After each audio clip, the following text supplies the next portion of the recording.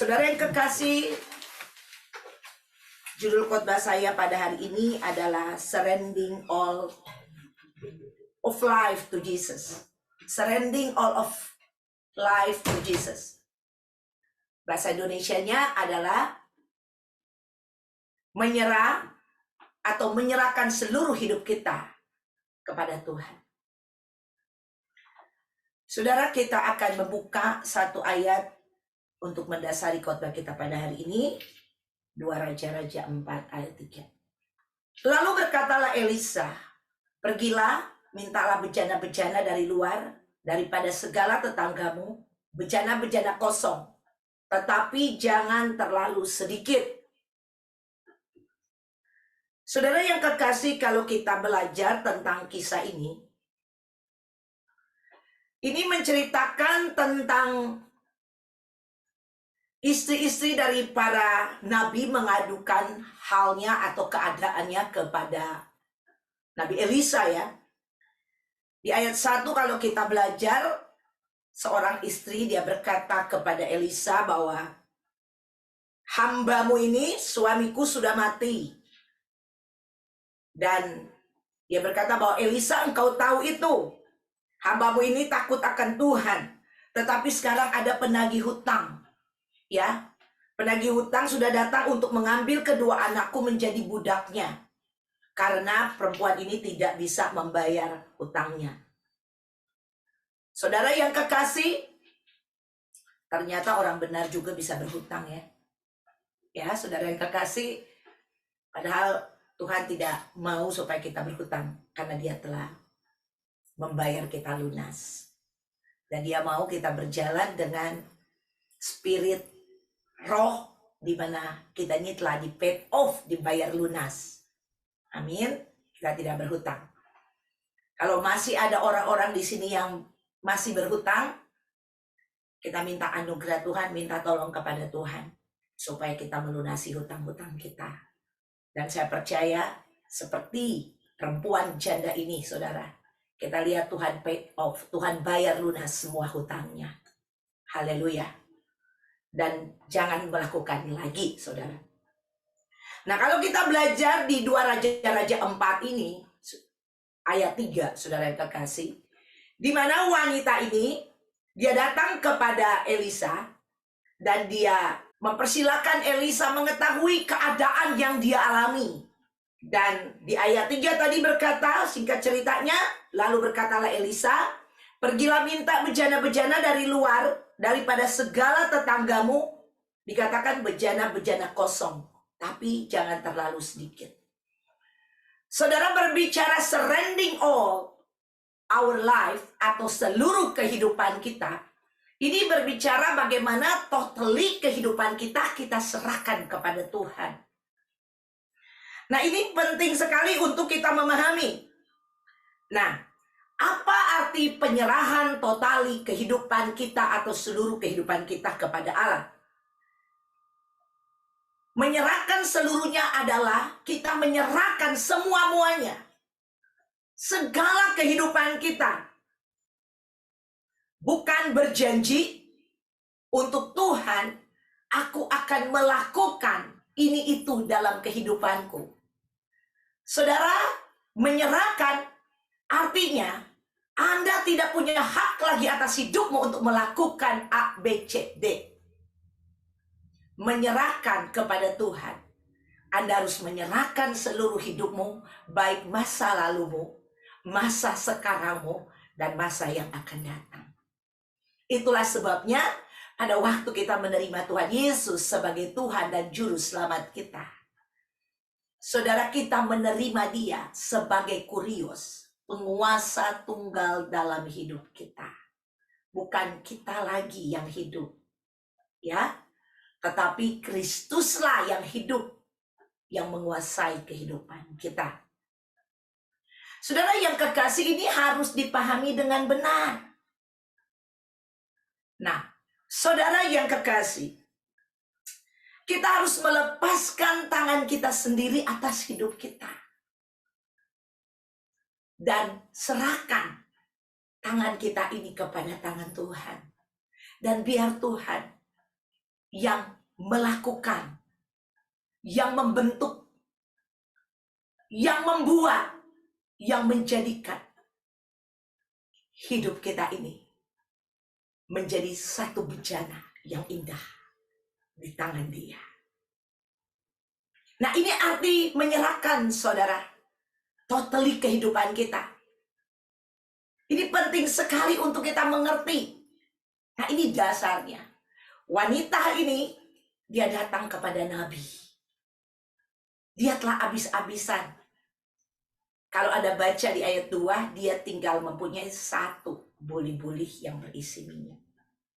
Tetapi Nabi tidak membicarakan satu buli itu, saudara. Tetapi Nabi bilang, kamu pergi, minta bejana-bejana yang kosong. Saudara, ini berbicara tentang apa? Kalau kita masih menahan atau masih ada yang kita tahan, atau masih ada, saudara, dasar untuk kita berharap selain Tuhan, Anda nggak akan pernah bisa melihat pengharapanmu di dalam Tuhan menjadi kenyataan. Karena jelas firman Allah berkata, pengharapan kepada Tuhan adalah pengharapan yang tidak pernah mengecewakan. Hanya kepada Tuhan, bukan kepada orang lain, bukan kepada dirimu sendiri. Anda harus empty, Anda harus kosong, Anda harus tidak memiliki apa-apa selain Tuhan dalam hidupmu. Ini artinya menyerahkan totally kehidupan kita. Surrendering all our life to Jesus. Semua. Rasul Paulus, kalau Anda belajar dalam buku-buku Rasul Paulus ini, dia memahami arti surrendering all ini. Seluruh totally kehidupannya. Dia tidak memiliki hidupnya lagi. Tetapi Sang Tuhan, Tuhan Yesus, yang telah memiliki kehidupannya. Ada firman Tuhan berkata, dia telah paid off, bayar lunas hidup kita. Minggu depan kita akan merayakan Jumat Agung dan kita akan merayakan Hari Kebangkitan Tuhan Yesus Paskah. Saudara jangan lupa hadir di online hari Jumat. Untuk Jakarta jam 7 malam dan untuk kalau di tempat-tempat lain Anda bisa mengikuti waktu setempat. Ya, tapi waktu Indonesia Barat itu jam 7 malam hari Jumat. Di mana kita akan mengadakan kebaktian Jumat Agung. Dan hari Minggu tentunya seperti biasanya. Saudara yang kekasih, penting sekali untuk kita mengerti hal ini. Ini yang menjadi dasar kita. Pada waktu kita menyerahkan seluruh kehidupan kita atau totally kehidupan kita, kita tidak memiliki kehidupan kita lagi. Saya kasih contoh. Kalau Anda seorang supervisor misalnya, Anda bekerja di satu toko dan manajer Anda memanggil Anda dan berkata kepada Anda, Bapak A, efektif bulan depan, kami tidak memerlukan Anda lagi di toko ini. Dengan alasan yang diberikan oleh manajer ini kepada supervisor ini harus menerima keputusannya. Dan setelah hari-hari mendekat daripada pemberhentian, atau dia akan berhenti untuk bekerja di toko itu, saudara. Ada customer datang kepada dia dan bertanya kepada dia, Pak, tunjukkan kepada saya apa aja kira-kira Pak yang dijual di toko ini, karena saya akan membeli sejumlah barang yang besar. Bisa Pak kasih tahu beberapa produk ini, saya bawa list untuk produk-produk ini, apakah ada di store ini? Supervisor ini harus melaksanakan tugasnya. Walaupun tinggal beberapa hari lagi, dia akan berhenti. Tentunya dia akan menolong customer ini, saudara, dengan baik. Tetapi pertanyaan saya, apabila supervisor ini telah berakhir, Dia bekerja di situ. Dan dia kebetulan ada di situ, saudara. Dan ada orang yang bertanya kepada dia seperti yang tadi. Mungkin mereka berpikir dia masih bekerja di situ. Kira-kira dia wajib nggak menjawab? Dia tidak wajib menjawab dan dia tidak perlu menjawab. Karena dia telah menyerahkan tugasnya. Semua tanggung jawab yang diberikan selama ini kepada dia dikembalikan kepada perusahaan atau kepada store, toko tempat dia bekerja. Dia nggak punya hak lagi mewakili toko itu. Demikian kita. Waktu kita menyerahkan kehidupan kita, totally kehidupan kita, saudara, kita tidak punya hak lagi atas hidup kita. Anda tidak punya hak untuk melakukan A, B, C, D terhadap hidupmu. Paham? Mengerti? Karena hidup kita bukan milik kita lagi. Sudah milik yang empunya. Ya, hidup kita. Pemilik yang baru. Namanya Tuhan Yesus. Haleluya. Tuhan Yesus. Dia Tuhan kita. Dia sang pemilik hidup kita. Haleluya. Ayat yang berikutnya tolong dibuka. Nah, ini akan lebih jelas lagi, saudara. Galatia 2 ayat 19-20. Sebab aku telah mati oleh hukum Taurat untuk hukum Taurat, supaya aku hidup untuk Allah. Aku telah disalibkan dengan Kristus. Namun aku hidup, tetapi bukan lagi aku sendiri yang hidup, melainkan Kristus yang hidup di dalam aku. Dan hidupku yang kuhidupi sekarang di dalam daging adalah hidup oleh iman dalam Anak Allah yang telah mengasihi aku dan menyerahkan dirinya untuk aku. Haleluya. Saudara perhatikan di sini. Di sini dikatakan bahwa sebab aku telah mati oleh hukum Taurat untuk hukum Taurat, supaya aku hidup untuk Allah. Jadi aku telah mati. Kalau orang udah mati, saudara, ya, dia tidak ada lagi di dunia ini, ya. Kalau ada saudara kita, teman kita, orang tua kita yang sudah mati, saudara, Anda nggak akan lihat dia berkeliaran, ya. Tidak akan lihat bilang, oh, saya tadi lihat ketemu tante saya yang sudah meninggal itu di toko buah, ya. Saudara, itu bukan tantemu. Itu bisa saja orang yang mirip tantemu, ya. Tapi kalau Anda lihat lagi, aduh di gelap-gelap sana, saya lihat tante saya lagi jalan. Kakinya nggak injek tanah, ya. Saudara, itu kita bilang apa? Ya, waduh, saya lihat setan yang mirip tante saya. Jangan bilang itu tantemu. Ya, setan bisa menyerupai makhluk-makhluk halus. Ya, seperti itu. Bisa nggak? Ada nggak sih? Ada, saudara. Ya, bahaya sekali kalau orang nggak percaya adanya setan. Ya, Anda bisa diganggu sama setan. Kita harus percaya setan itu ada, tetapi kita bisa melawannya. Bukan dengan kita, kekuatan kita, tapi kuasa Tuhan. Amin. Kuasa Tuhan yang melawannya, bukan kemampuan kita. Nah, perhatikan di sini, saudara. Ya, jadi kita nggak akan mungkin bilang, ini tante kita lagi jalan. Tapi kalau kita lihat seperti itu, kita bilang itu hantu. Saudara, kalau kita lihat diri kita yang beraktivitas, itu bukan kita. Itu siapa? Itu adalah kuasa yang lain. Karena diri kita sudah dimiliki oleh yang empunya, yaitu Tuhan. Bukan kita lagi. Saudara yang kekasih, contohnya kayak begini. Misalnya saya, ya, saya ini punya rumah. Dan rumah ini udah saya jual kepada kakak saya. Dan kakak saya memiliki rumah ini, saudara.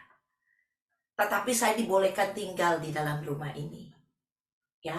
Nah, terus ada orang datang ke rumah ini, saudara yang kekasih. Ada orang datang. Dan ada orang lain mau klaim rumah ini, katanya miliknya. Saudara, saya udah gak bisa apa-apain lagi. Karena saya sudah menyerahkan sertifikat rumah ini kepada kakak saya. Dan udah diganti nama pemilik rumah ini adalah kakak saya. Jadi kalau ada orang datang, kakak saya yang berhadapan dengan orang itu. Betul? Kakak saya yang akan berkata kepada orang itu, ini rumah saya. Saya dengar itu, saya dengar. Tapi saya nggak bisa ngapa-ngapain lagi. Karena saya ini cuma diperbolehkan tinggal di rumah ini. Udah bukan milik saya.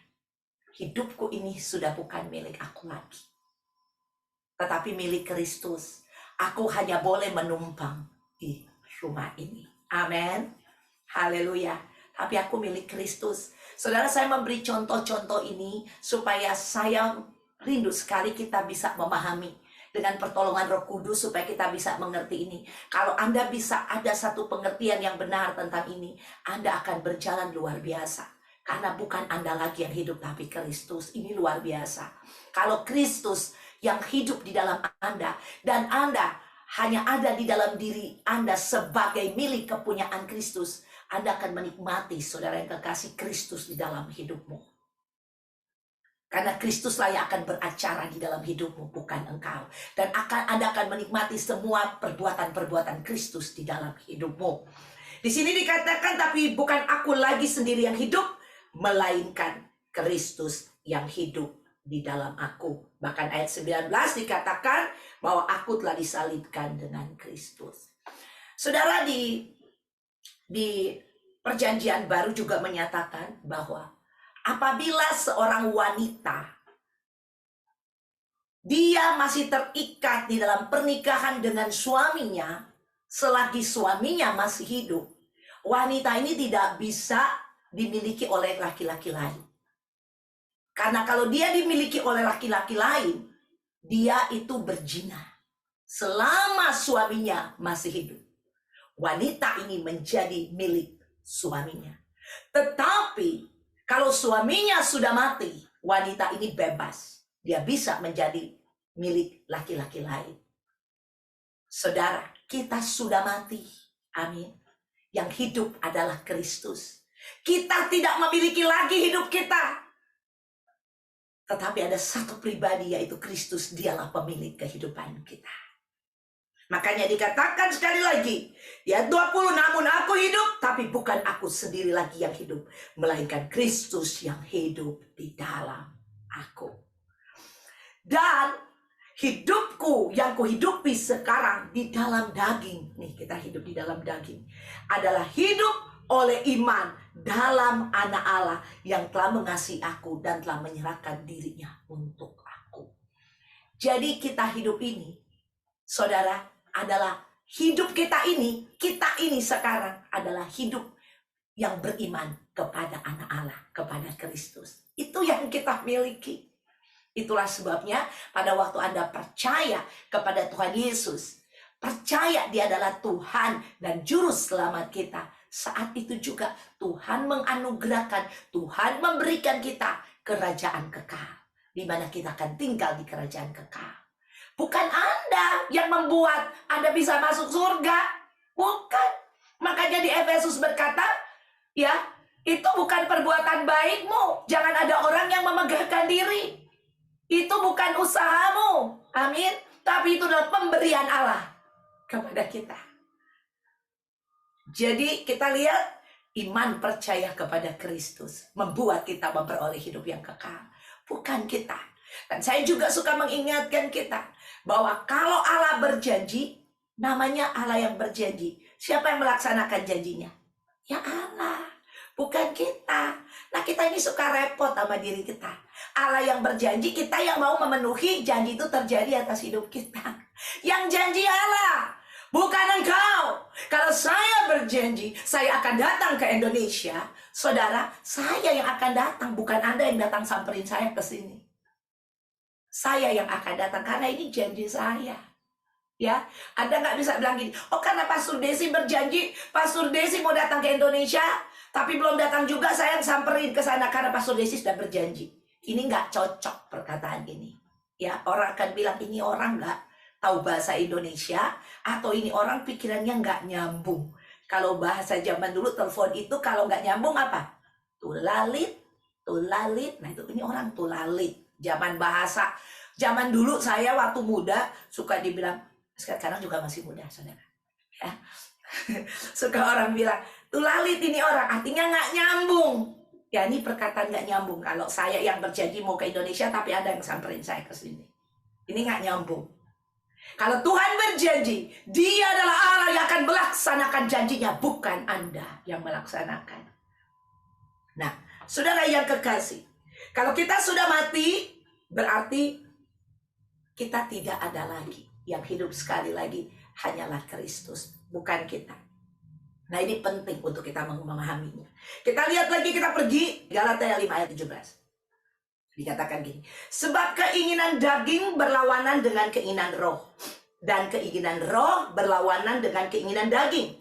Karena keduanya bertentangan, sehingga kamu setiap kali tidak melakukan apa yang kamu kehendaki. Nanti di Roma akan lebih dalam lagi itu, saudara yang kekasih. Nah, perhatikan. Ada namanya keinginan daging dan keinginan roh. Saudara, keinginan daging itu berasal dari manusia berdosa.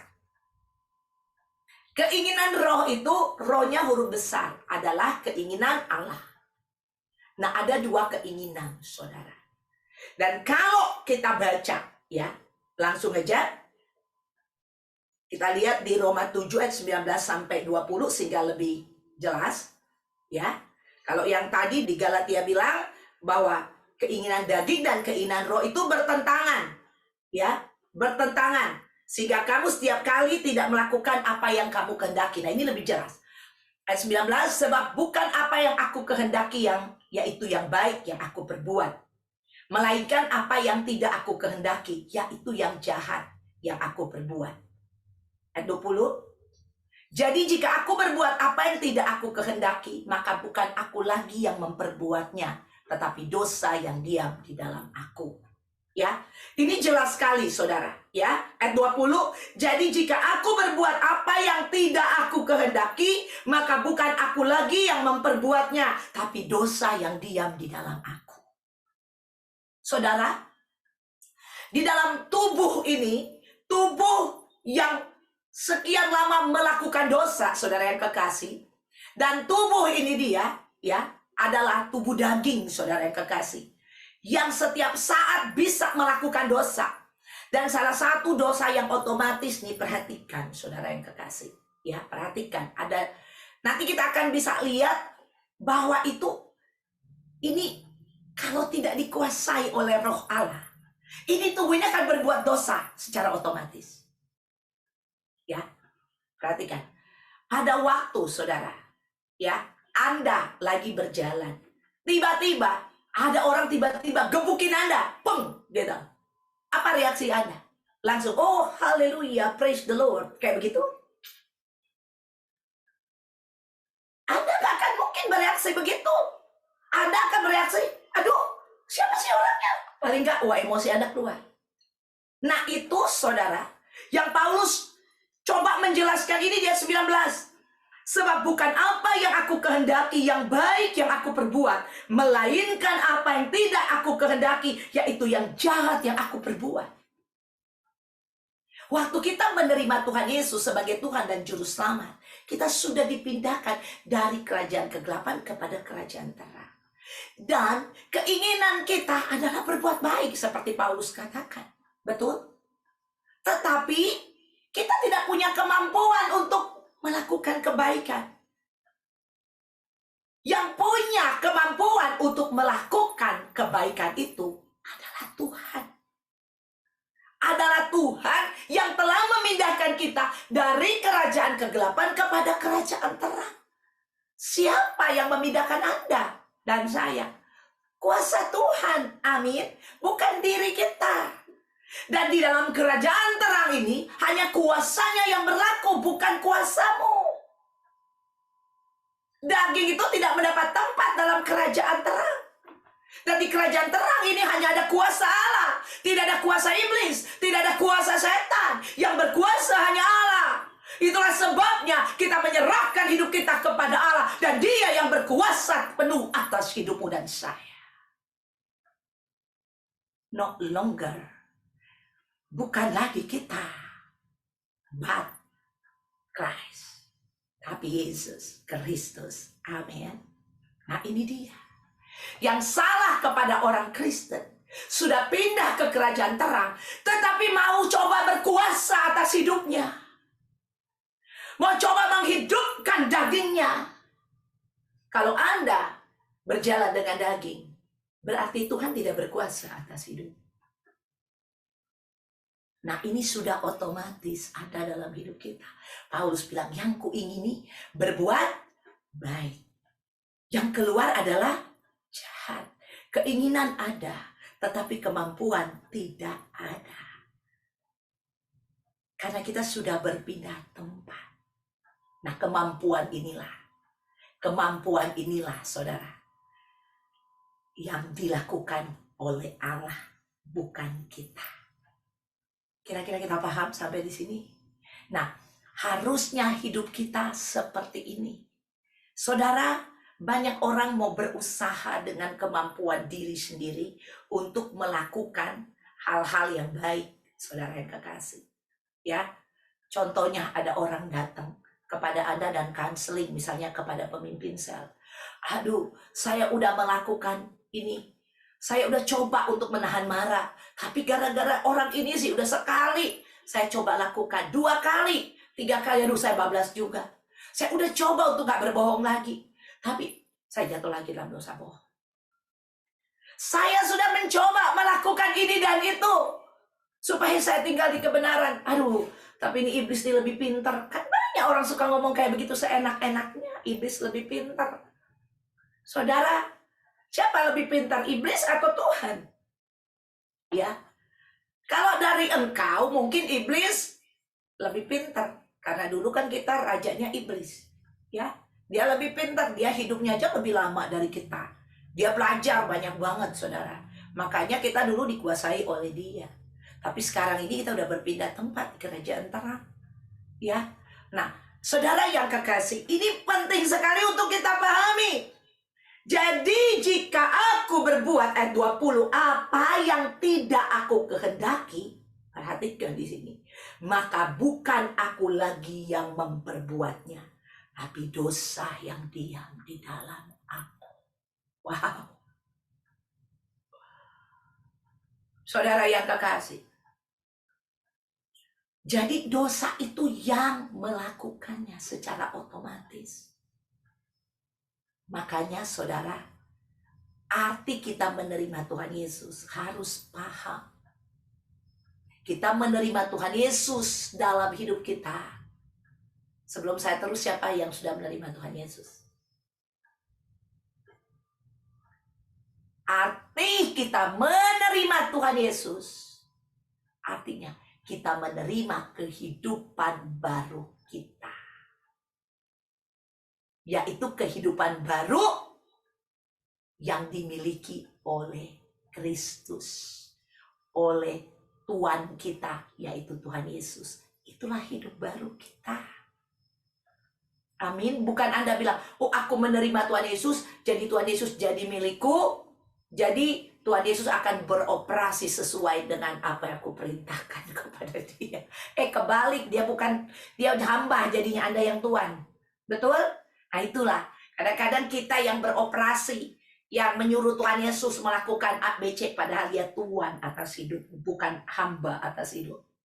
Tapi kita menjadikan dia hamba.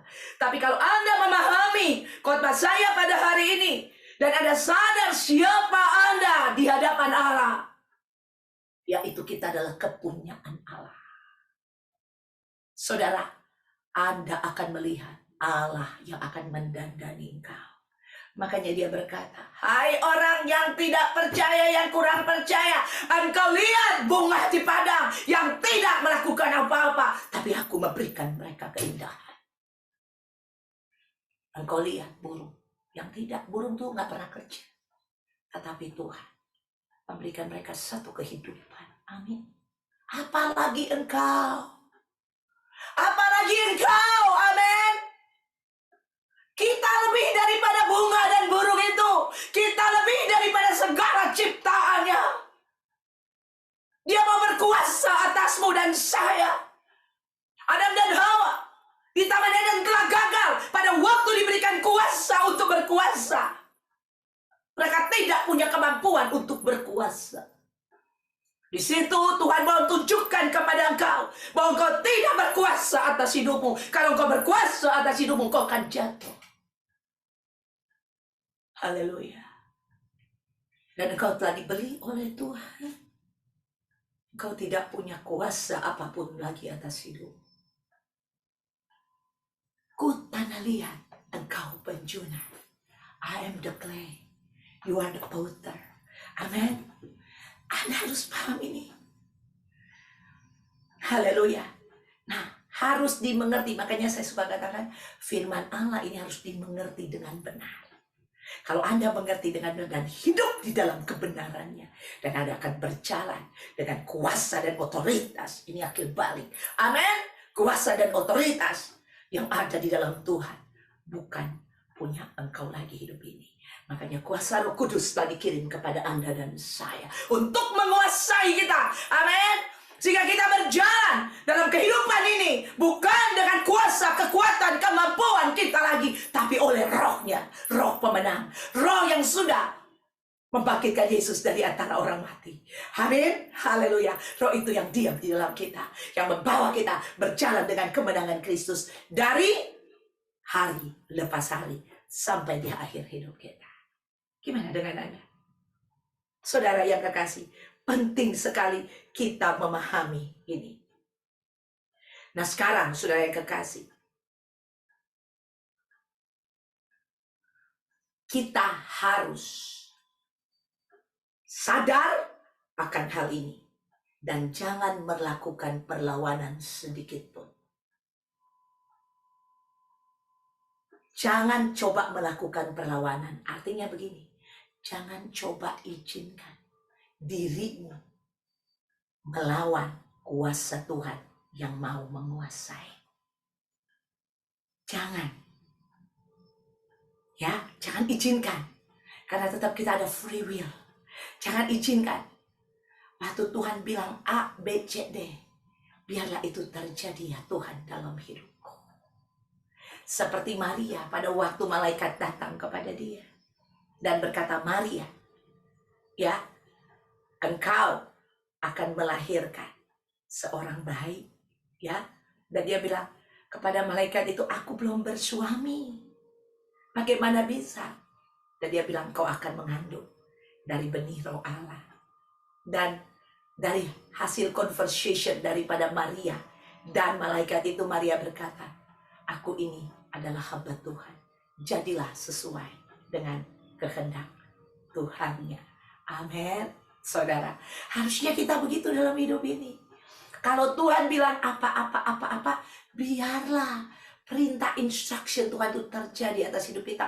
We have to allow, mengizinkan, melepaskan, membiarkan keputusan Tuhan yang terjadi atas hidupmu dan saya. Kehendaknya, tujuannya ada. Amin. Haleluya.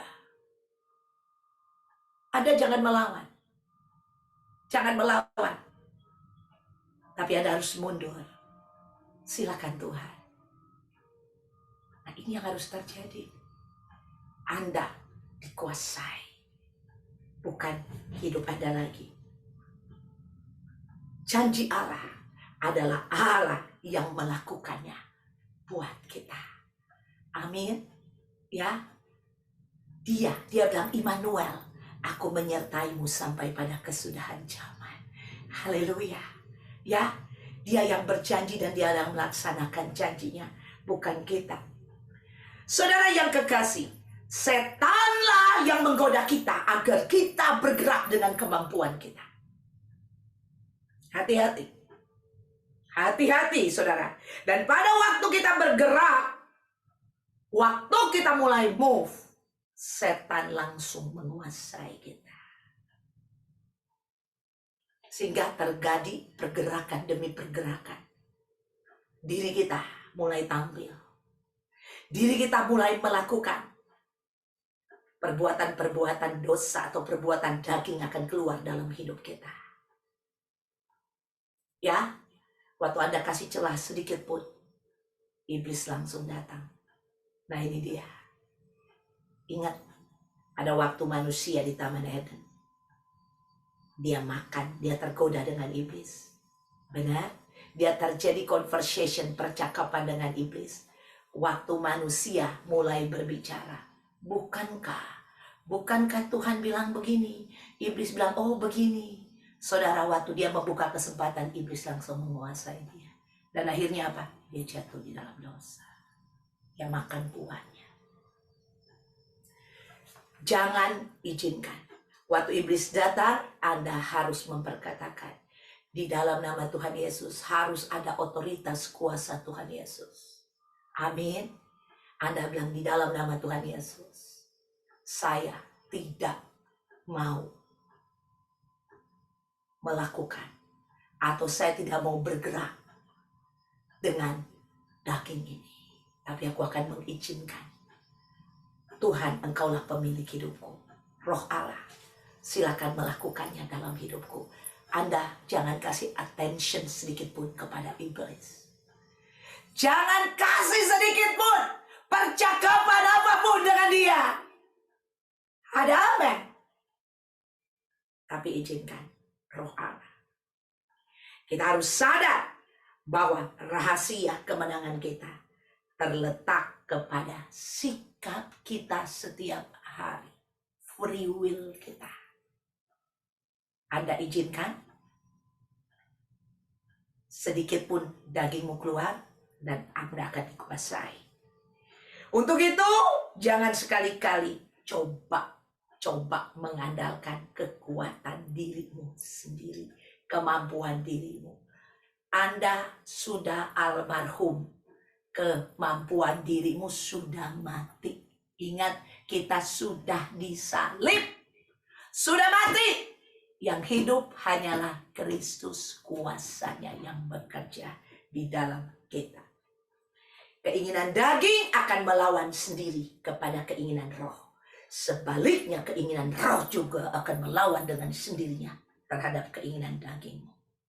Kalau kita mengizinkan keinginan roh yang terjadi, maka daging itu akan almarhum, akan mati setiap hari dalam hidup. Saya pikir ini akan yang coba saya sampaikan kepada kita. Dan biar ini menjadi berkat.